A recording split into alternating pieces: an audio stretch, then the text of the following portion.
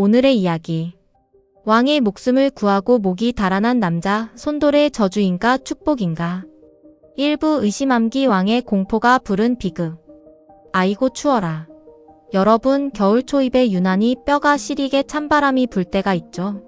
우리는 그냥 아유 춥다 하고 옷깃을 여미지만 김포나 강화도 쪽에 사시는 어르신들은 이때 하늘을 보며 이렇게 말씀하십니다.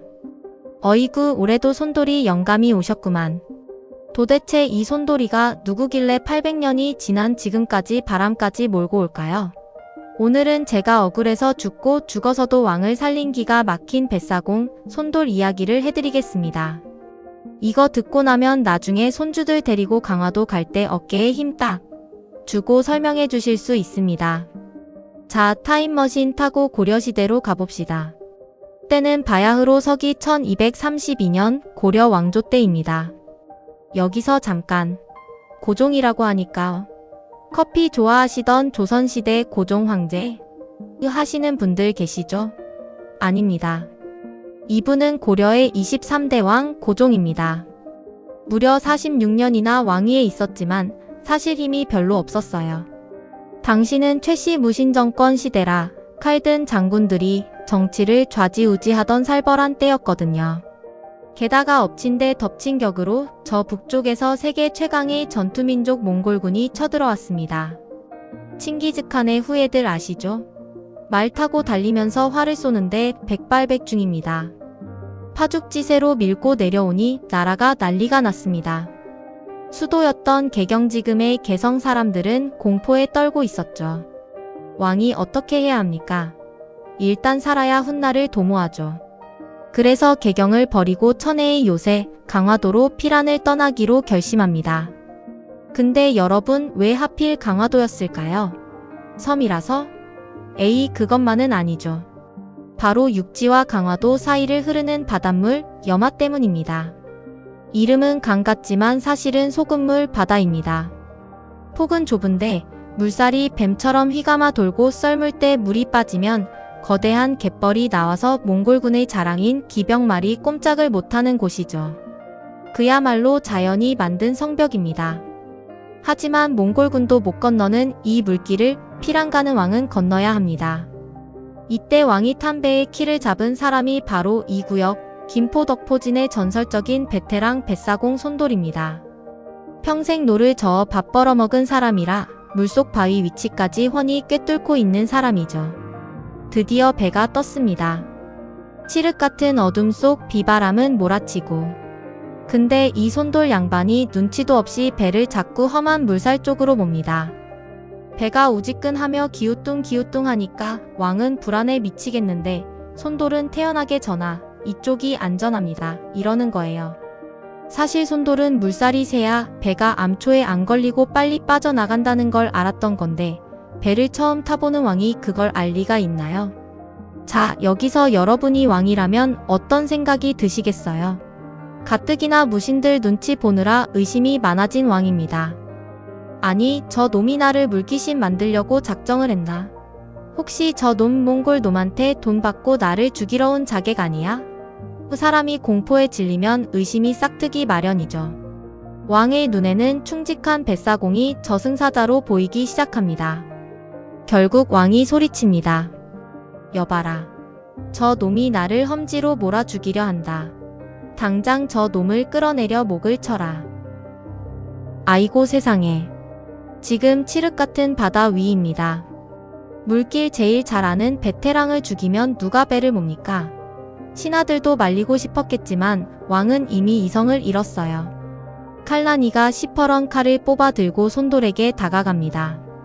손돌은 억울해서 미치고 팔짝 뛸 노릇이죠. 과연 손돌은 이 위기를 벗어날 수 있을까요? 아니면 이대로 억울하게 형장의 이슬로 사라질까요? 800년 전 그날 밤 배 위에서 벌어진 기막힌 반전이 기다리고 있는 다음 이야기 2부에서 바로 이어집니다. 채널 고정. 2부 바가지의 기적과 뒤늦은 통고. 자, 1부에서 상황이 아주 급박했죠. 몽골군은 쫓아오고 밤바다는 미친듯이 날뛰는데 겁에 질린 고려 고종이 뱃사공 손돌의 목을 치라고 명했습니다. 정말 환장할 노릇입니다. 병사들이 손돌을 결박했습니다. 손돌이 끌려가면서 뭐라고 했을까요? 보통 같으면 전하, 살려주시오 하고 빌거나 에이 이 멍청한 왕아, 너 죽고 나 죽자 하고 욕을 했을 텐데 이 양반은 진짜 뼛속까지 찐 충신이었나 봅니다. 죽기 직전에 품에서 뭔가를 주섬주섬 꺼내요. 바로 물을 퍼낼 때 쓰던 박바가지 하나입니다. 그리고 피를 토하는 심정으로 유언을 남깁니다. 전하, 제 목이 떨어지거든 이 바가지를 물에 띄우십시오. 지금 눈앞이 캄캄하여 길이 안 보일 터이니 그저 이 바가지가 둥둥 떠서 흘러가는 대로만 배를 몰면 무사히 강화도에 닿을 것입니다. 부디 옥체만존 하옵소서. 그러고는 서거. 목이 달아났습니다. 그 거친 염화의 물살 위에서 뱃사공의 붉은 피가 가판을 적셨겠죠. 손돌이 죽자마자 어떤 일이 벌어졌을까요? 마치 하늘이 노한 것처럼 비바람이 더 거세지고 물살이 소용돌이치기 시작합니다. 배태랑이 없어지니 배는 방향을 잃고 뱅글뱅글 돕니다. 이제 배는 꼼짝없이 뒤집히게 생겼어요. 신하들이 벌벌 떨면서 왕한테 빕니다. 전하, 이제 우리 다 죽게 생겼습니다. 속는 셈 치고 저 노인이 말한 바가지 한번 따라가 봅시다. 왕도 뾰족한 수가 없잖아요. 바가지를 물 위에 툭 던졌습니다. 그런데 이게 웬일입니까? 가벼운 바가지가 거친 파도에 뒤집힐 법도 한데 뱅글뱅글 돌면서 요리조리 물살을 피해 앞으로 쫙 나가는 겁니다. 마치 누군가가 밑에서 받쳐주고 있는 것처럼요. 배가 그 뒤를 졸졸 따라가니 거짓말처럼 물길이 열립니다. 왕이 보기엔 잔잔해 보여서 가고 싶었던 곳은 사실 배가 걸리는 암초밭이었고 손돌이 가려던 그 험하고 물살 센 곳이 사실은 수심이 깊은 유일한 뱃길이었던 거죠. 여러분, 이때 왕의 심정이 어땠을까요? 살았다는 안도감? 아니요, 등골이 오싹했을 겁니다. 내가 나의 좁은 소견으로 나를 살리려던 은인을 내 손으로 죽였구나.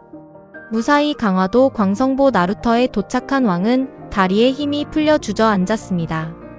그리고 저 건너편 김포 땅을 바라보며 땅을 치고 후회했지만 이미 버스는 떠났고 손돌은 말이 없습니다. 여기서 잠깐 재미있는 상상 하나 해볼까요? 사실 손돌이 그냥 뱃사공이 아니라 이 지역 물길을 연구하던 숨은 지리학자였을 수도 있지 않을까요? 아니면 그 바가지에 우리가 모르는 과학적 원리가 숨어 있었던 건 아닐까요? 어쨌든 그의 지혜가 왕조를 구한 건 확실합니다. 왕은 미안한 마음에 손돌의 장사를 아주 후하게 왕실의 예우를 갖춰 지내줍니다. 그리고 그 좁고 험한 물길을 손돌의 이름을 따서 손돌목이라 부르게 했죠. 그런데 말입니다.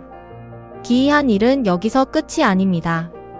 손돌이 억울하게 죽은 날 음력 10월 20일만 되면 매년 이상한 일이 벌어집니다.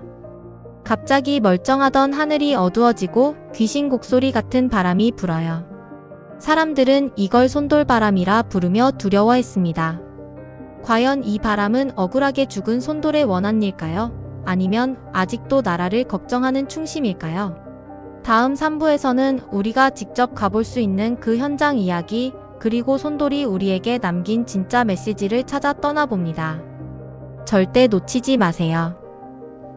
3부 800년이 지나도 부는 바람, 우리가 몰랐던 진실.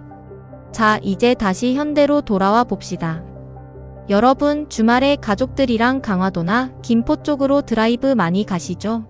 그냥 대명항 가서 회만 한 접시 드시고 오지 마시고 여기를 꼭 가보셔야 합니다. 김포시 대곡면 덕포진에 가면 손돌묘가 실제로 있습니다.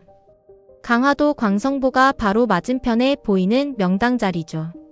실제로 직접 가보시면요, 바다 물살이 진짜 셉니다. 강물처럼 조용히 흐르는 게 아니라 쏴하는 소리가 아니라 쿠르릉 쾅쾅 하는 소리가 나요. 물이 우는 것 같습니다. 물살이 얼마나 센지 겨울에는 얼음도 잘 안 온다고 해요. 거기 서서 바다를 딱 보면 800년 전 그날 밤 핏빛 바다 위로 바가지 하나 둥둥 떠가고 그 뒤를 필사적으로 쫓던 왕의 배가 눈앞에 그려집니다. 아이들한테 설명해 주기도 참 좋아요. 얘들아, 저 물살 보이지? 옛날에 리더가 사람 말 안 듣고 고집 피우다가 훌륭한 전문가를 죽였단다. 하면서 말이죠. 그런데 여러분 좀 이상하지 않나요? 보통 왕이 실수해서 사람 죽인 이야기는 부끄러워서라도 역사책에서 지울 법한데 왜 이 전설은 이렇게 생생하게 남아있을까요? 심지어 조선시대 문헌에도 나옵니다. 제 생각엔 이렇습니다. 백성들 마음속에 권력자들의 섣부른 판단에 대한 경고를 남기고 싶었던 게 아닐까요? 높으신 양반들 책상 물림 지식으로 다 아는 척하지 마라. 현장은 전문가 뱃사공가 더 잘 안다. 뭐 이런 메시지 말이죠. 요즘 세상에도 딱 들어맞는 얘기 아닙니까? 지금도 김포 사람들은 음력 10월 20일경 매서운 바람이 불면 손돌이 추위가 왔다며 서둘러 김장을 하고 겨울채비를 합니다. 죽어서도 백성들에게 이제 추워지니 준비해라 하고 알려주는 손돌 할아버지의 배려 같기도 하네요. 이번 주말 날씨 좀 쌀쌀해지면 아이들 손잡고 손돌목 한번 가보세요. 가서 그 거친 바람 소리에 귀 기울여 보시고 아이고 손돌 할배 억울한 마음 다 풀고 이제 편히 쉬시오 우리가 다 기억하겠소 하고 막걸리 한 잔 뿌려드리는 건 어떨까요? 역사를 알면 풍경이 달라 보입니다. 800년을 건너온 뱃사공의 외침, 오늘 이야기가 여러분의 가슴에 작은 울림이 되었기를 바랍니다. 재미있으셨다면 구독, 좋아요 눌러주시고 저는 다음에 더 기가 막힌 사람들이 잘 모르는 한국의 숨겨진 전설 보따리 들고 찾아오겠습니다. 감기 조심하세요. 손돌바람 붑니다.